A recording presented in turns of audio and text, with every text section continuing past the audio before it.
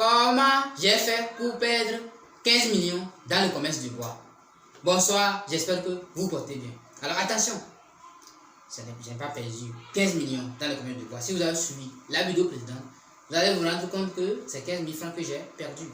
La vidéo concernant le commerce du bois, la précédente que j'ai faite, c'est 15 000 francs que j'ai perdu. Alors, si vous n'arrivez pas à garder 15 000 francs, ce n'est pas 15 millions que vous allez pouvoir garder. Donc, suivez la vidéo. Le titre est destiné à attirer votre attention. Dans le cadre des procédures de fonctionnement d'Assinino, je ne travaille qu'avec, sinon nous ne travaillons qu'avec ceux qui font l'activité déjà. D'accord? Et il est également interdit de vendre à crédit. D'accord? Ok. Maintenant, exceptionnellement, je vous ai dit dans la présente vidéo que voilà, la revendeuse du bois qui était chargée de vendre du bois a vendu le bois à crédit malgré l'interdiction de vendre à crédit. Raison pour laquelle j'ai perdu 15 000 francs. Voilà, donc je vais expliquer pourquoi est-ce que voilà, je n'ai pas récupéré ça et comment réellement ça s'est passé. Si vous êtes nouveau sur la chaîne, soyez la bienvenue. Si vous êtes intéressé par des solutions de financement, sinon des opportunités d'investissement, abonnez-vous. Voilà, mettez des likes pour aider l'algorithme à référencer la vidéo. Les anciens, merci pour la confiance. Alors, exceptionnellement, pour faire une étude de marché par rapport à cette activité de bois, donc j'avais besoin de trouver une personne, voilà, avec qui j'allais faire l'activité, je vais confier l'activité. Vous savez que dans le cadre de ce que je fais, ou ce qu'on fait, nous travaillons avec ceux qui ont déjà l'expertise. Voilà, c'est l'avantage du système. Donc, nous travaillons avec ceux qui ont l'expertise. Donc, ils maîtrisent déjà leur activité. Voilà. Donc, parce que les garanties que nous demandons, c'est l'expertise de l'activité ou de la personne et sa capacité à respecter. Donc, sinon, le respect des procédures de fonctionnement des solutions de financement. Sinon, d'assigner, non. Et je rappelle que assigner, non, en éveil, ça veut dire bon marché. L'éveil est une langue nationale. Voilà, c'est l'une des langues locales du Togo, parlée aussi du Togo et du Ghana. Voilà, donc ça veut dire bon marché en français. Bon marché, c'est-à-dire que quand c'est pas moins cher, hein, bon marché, c'est pas le moins cher, non, non. Bon marché, c'est-à-dire que vous allez pour vendre, vous partez le matin, donc on vous souhaite un bon marché. Voilà, on vous souhaite un bon marché. Voilà, que le marché soit bon, voilà, que vous vendez beaucoup. Donc, bon marché. Donc, en hébreu, c'est un terme, en hébreu, on dit assinignon. Voilà. Donc,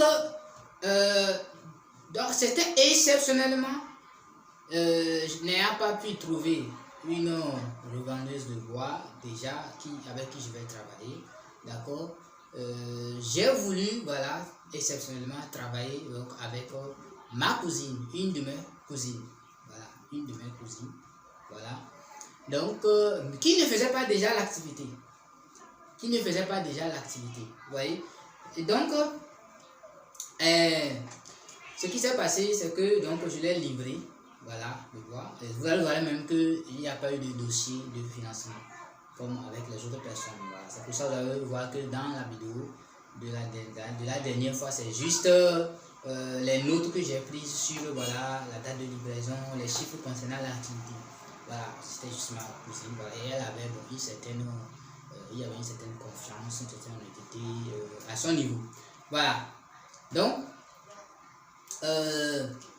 ce qui s'est passé, c'est que donc on a livré, voilà, malgré qu'elle ne faisait pas déjà l'activité. Parce que donc dans leur zone, bon, j'ai observé, je l'ai demandé, on a vu qu'il y a un besoin, il y a un dépôt de bois, mais le dépôt de bois est quand même distancé quand même.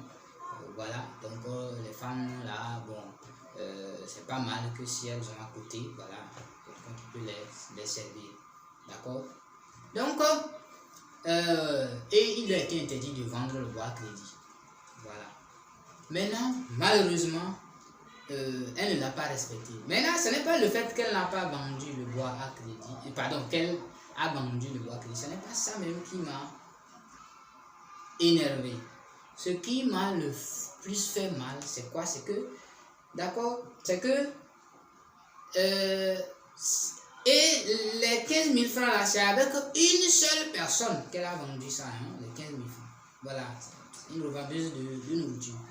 À une seule personne, bon, c'est pas une seule fois, elle vend un peu, elle écrit, voilà. Voilà, vous voyez. Mais je vais vous demander quelque chose. Est-ce que lorsque vous avez une personne qui n'est pas digne de confiance, une personne qui vous a montré qu'elle est insolvable, est-ce que vous allez encore lui prêter de l'argent? Je ne pense pas. Je ne pense pas qu'une personne qui vous doit de l'argent, qui a une dette envers vous, vous allez encore faire quoi? Vous allez encore lui prêter de l'argent. Je ne pense pas. Voilà, mais malheureusement, ma cousine, voilà, la dame lui doit jusqu'à 100 000 quelque chose. Voilà, 100 000 quelque chose, je n'ai plus le chiffre exact. Voilà, parce qu'elle vend l'épargne à crédit. Voilà, elle vend l'épargne à crédit. Bon, elle vend l'épargne, mais elle en vend à crédit. Donc, il y a une partie déjà, elle a pris chez elle un certain nombre d'épargne plusieurs fois à crédit, elle n'a pas fini de tout payer, il y a une somme, voilà, il y a des dizaines de mille qui restent.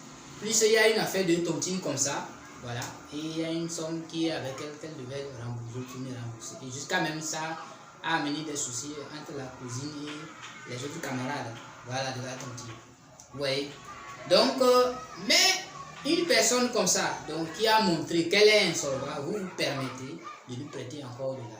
Voilà, ok, vous pouvez le faire si vous êtes anormal. Mais le pire, ou vraiment ce qui est vraiment, je ne sais pas quel mot utiliser, c'est que vous le faites sur la base d'une association, d'un produit. Voilà déjà l'expérience. Voilà. Elle a l'expérience parce que si elle a pu le faire au niveau de la tontine, il y a eu ce souci. Bon, elle peut encore le faire, des trucs comme ça. Bon, mais surtout, comment est-ce que tu peux te permettre, connaissant la personne, sachant qu'elle est insolvable, te permettre d'encore lui vendre à crédit, alors que le produit que tu lui vends à crédit là ne t'appartient pas. D'accord? Donc, ce produit-là, tu l'as obtenu grâce à un partenariat.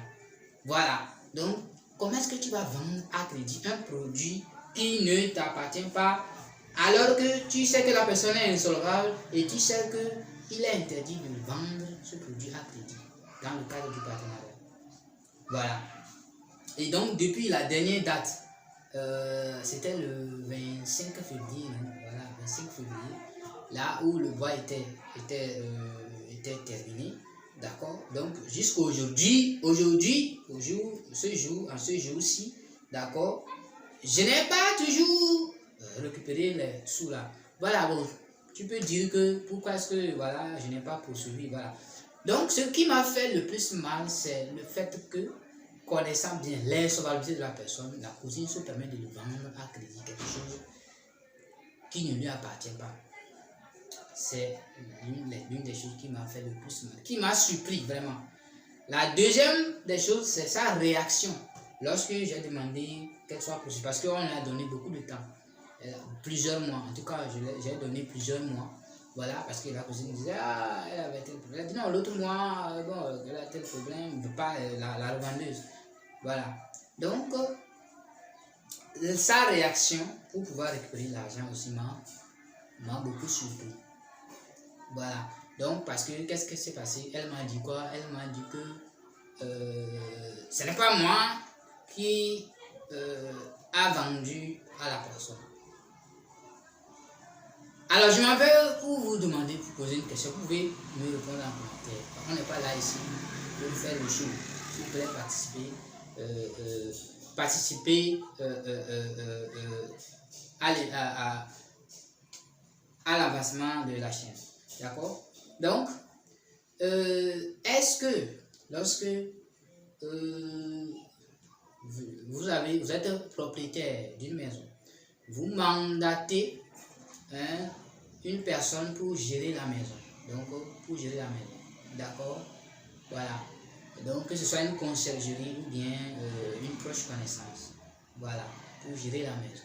Donc, elle le loue à quelqu'un. Donc, quand elle loue à une personne, au locataire, donc c'est elle qui a, c'est son nom qui est sur les contrats et tout.